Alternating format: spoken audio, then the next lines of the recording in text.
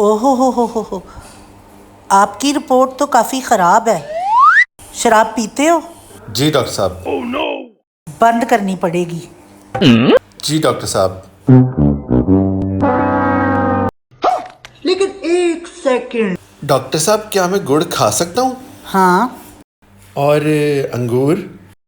हाँ और डॉक्टर साहब, ड्राई फ्रूट खा सकता हूँ? हाँ हाँ, खा सकते हो। और इनके ऊपर से पानी पी सकता हूँ? हाँ हाँ। तो इन सब से मिलकर तो शराब बनती है, फिर शराब क्यों नहीं पी सकता?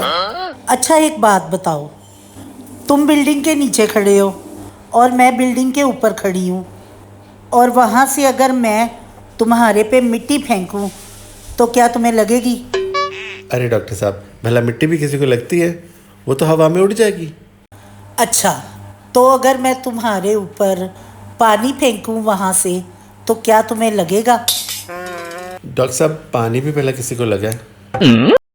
तो अगर मैं मिट्टी और पानी मिला के उसे अच्छी तरह पका के ईंट मारूं तो तुम्हें लगेगी? तो बस अब बात आई समझ में जी डॉक्टर साहब। के समझावा इट मार